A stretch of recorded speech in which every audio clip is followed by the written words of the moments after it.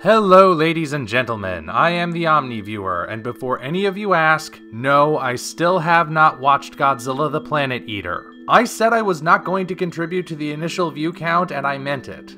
If the filmmakers really wanted my patronage, they should have thought of that before they decided to devalue fans like me. I'm only bringing that up just so you know not to ask in the comments section. I'm gonna give it maybe a month before I even bother to give that movie a watch. In the meantime, though, I've still got other Godzilla news to be reporting on. You remember when Jakks Pacific released their giant-sized Godzilla for the 2014 film? Well, looks like they'll be at it again for 2019. This is our first official look at their new model based on the King of the Monsters redesign. Now, obviously, there's really nothing new to discuss as far as the design itself goes. There are a few things worth noting about this new figure, however. As you can see in the upper right-hand corner, this figure is only going to be 20 inches long, which is still really big, but shorter than the previous figure, which was 24 inches long. At this point, the only obvious articulation appears to be at the shoulders and the hips, to allow for arm and leg movement. There doesn't appear to be any articulation for the head, jaw, or wrists, and we can't see the feet, so who knows if there's articulation there. Those, of course, were all points of articulation for the previous figure. And of course we don't know what the tail looks like, so we don't know if it has any swinging back and forth action.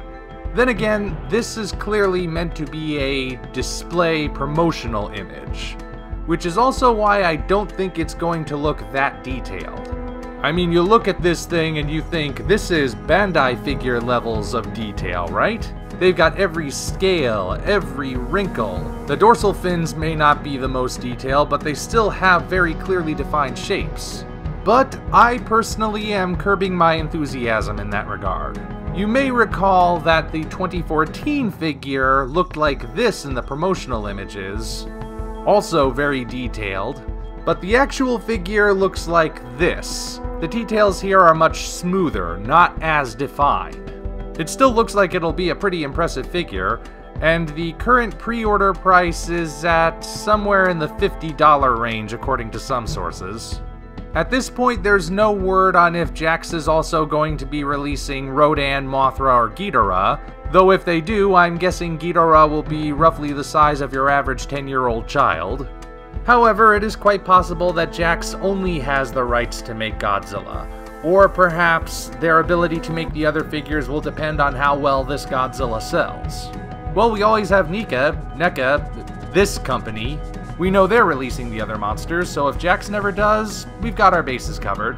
Anyway, just figured that's something you guys would like to know, especially if you're a collector.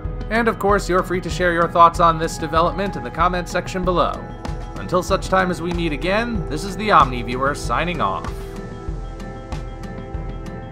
If you enjoyed this video, be sure to like it, as well as subscribe to the channel for more content of a similar nature. Also, check the description for links to our Twitter, DeviantArt, and Patreon pages, as well as the Amazon link for the novel Operation Red Dragon: The Daikaiju Wars Part 1, penned by yours truly. Thank you all, and we appreciate your support.